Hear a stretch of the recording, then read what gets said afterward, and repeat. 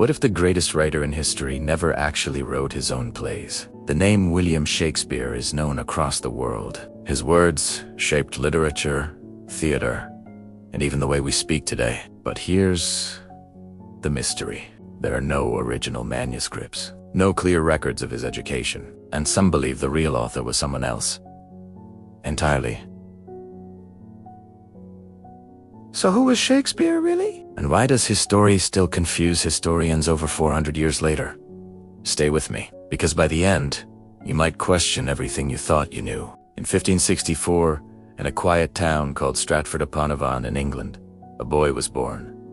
His name, William Shakespeare. His father was a glove maker, not a noble, not a scholar, just an ordinary man. And that's where the mystery begins, because somehow this small-town boy would go on to become the greatest writer in history. But how?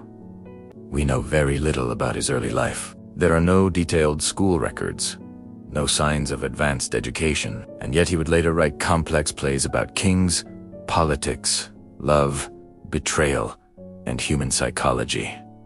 Wait till later, because this gap in his life is what fuels one of the biggest debates in history. By the late 1580s, Shakespeare appears in London, and suddenly everything changes.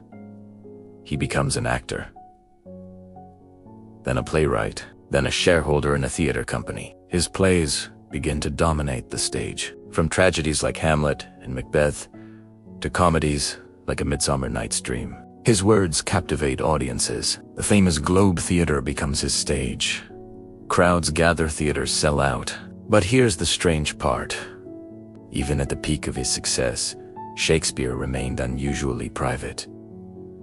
No personal letters, no detailed interviews, almost nothing about his thoughts, and that silence raises questions. Shakespeare didn't just write stories, he changed language itself.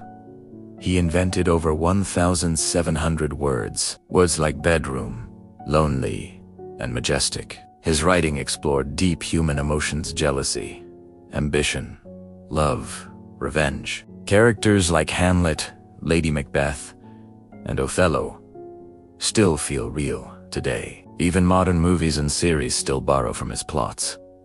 But here's where things get strange. How did a man with limited known education understand royal courts, law, politics, and foreign cultures so deeply? This is where the story takes a dramatic turn. Some historians believe William Shakespeare was not the true author. They argue that someone else, possibly a noble or highly educated figure, wrote the plays. Names like Francis Bacon and Edward de Vere are often suggested. Why?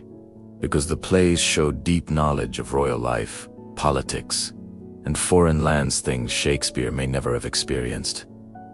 And remember, there are no original handwritten men, no clear proof linking him directly to the works. But don't decide yet, because there's another side to this story. Many scholars strongly defend Shakespeare. They argue that he attended a grammar school where Latin and literature were taught. He worked in theater, gaining real-life experience. His name appears on published plays during his lifetime. Most importantly, his fellow actors and writers recognized him as the true author. After his death, they even published his works in a collection known as the First Folio.